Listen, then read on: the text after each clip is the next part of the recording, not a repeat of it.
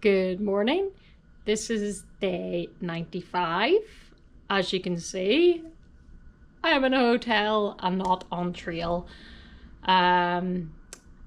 Yes, so a couple days ago, I got to Kent, and actually let's rewind. Because basically for quite a few weeks now, I've been really struggling, and for some reason I haven't really been talking about it in the videos. I'm usually really honest when it comes to struggles, because I think it's good to, keep it real and be honest about the highs and the lows when on an adventure like this. But I haven't really spoken about how much I've been struggling because I didn't really want to speak it into existence. I have my heart set on finishing this trail.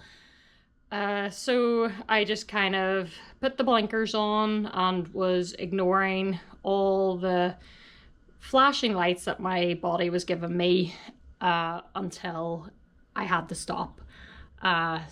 So it's been a tough few weeks. I feel like I've been struggling with some sort of virus that's been kind of bubbling away, and it got to the point where the day before getting to Kent a few days ago, just walking on the straight, flat ground, I felt like I was walking through sand. So I had no choice. My body said no, and I got off trail in Kent, and I took a night there, and on the day off, I felt even worse. And I started feeling kind of concerned because this area is very well known for Lyme's disease.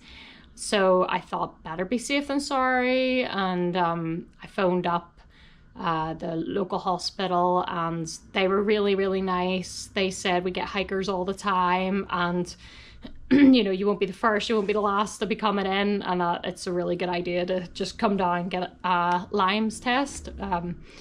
So I popped down, and they took my temperature, and I spoke to the nurse, and she said I had a high temperature, and straight away she was like, this sounds like Lyme to me. So she then put me forward to speak to a doctor. I told him what had been going on, and he said the same thing. He was like, this definitely sounds like Lyme, but I'm pretty skeptical. I don't think it's Lyme. I'm still waiting for the results, but anyway, I felt a bit ridiculous. I had to put on one of those gowns and everything, and I don't know. I just wanted to go in and get a test, but I ended up there for quite a while they were testing lots of other things. So so pretty much I'm still not feeling 100%. Just even doing the resupplies has felt kind of difficult, and I've just sort of felt, this past while, just had loads of headaches and just feeling really fatigued, and just overall, I just kept saying, I feel like I'm kind of on the other side of when you're coming out of a flu. I felt like that now for a few weeks. So I've decided, I made a really difficult decision to skip forward and miss some miles, which broke my heart, because if you've been following this series, you'll know that I have had pretty much a continuous footpath all the way from Georgia, and I wanted this to be the trail that I fully through hike without any gaps, because the PCT being the PCT with fire closures and everything, it's really hard to do it in one go, and I really wanted this trail to be different. But with our schedule, because we're getting married in September, we're on quite a tight schedule, and we couldn't wait about. So I decided to skip ahead. I've skipped forward about 60, bit under 60 trail miles. That gives me a couple of days off hiking, a couple more days on top of the 0 I just had there. Just to try and recover a little bit, wait for the test results, and then Great Day and Jordan, they're on trail right now. They're continuing on from Kent. So they'll be hiking in and I'll meet them here, and with a bit of luck I should hopefully be able to leave with them. I've had all the worst thoughts this week. I can't even hardly say it because the thought of quitting right now is just breaking my heart, and I want to do everything I can to avoid that, and taking a good few days out to rest and just do nothing pretty much, which is really hard to do when you're used to hiking 20 plus miles a day. I want to be out there. So it's been difficult, and I wish maybe I had listened to my body a little bit earlier and took time off when this started instead of being stubborn and just pushing through. But yeah, I kept just thinking, oh, I'm just tired and that kind of thing.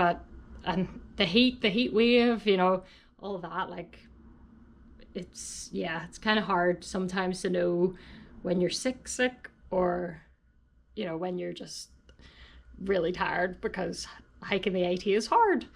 But I really should have stopped earlier, but here we are. So now I'm going to spend a couple days in Great Barrington. Gonna wait for the test results. Like I said, I feel pretty skeptical that it is Lyme. I've been very, very careful. I know these ticks are tiny, but I have been wearing my bug pants. I've been spraying myself. I've been doing permethrin on my clothes, like really regular. I've been doing tick checks every day, and I haven't, as far as I'm aware, I haven't had any tick bites. I didn't have a tick bite rash. I haven't had any joint issues. There's a lot of those like key symptoms of Lyme that I haven't had.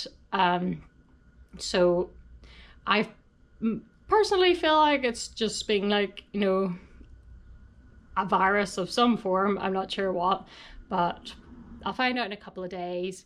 If I get the green light that it's good to go, I hope to hike out and just start small, doing, low mileage, and just try and pick it up again, because I am not ready to get off this trail. But I have to do it in a sustainable way that I can keep moving forwards. But yeah, that's what's been happening. That's why there's going to be a gap in the videos. I'm really not happy about having to skip those miles, but this happens. If I had more time and infinite budget, then I would have just waited it out. We both would have waited it out, but unfortunately that's what happens when you plan a wedding straight after hiking a through hike. So, but anyway, gonna try and keep my thoughts positive. Looking forward to getting back on trail, and I'm gonna enjoy the first hotel room to myself since being on trail. And I'll be seeing the guys. They're coming in tomorrow, so got the fridge stock of beer for them. Looking forward to catching up with them and seeing how the section was.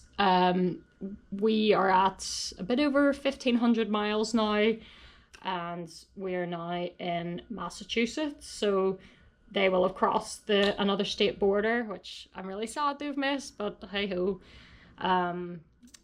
So yeah, hopefully the next update will be another episode out there. So wish me luck, and thank you for watching, and goodbye.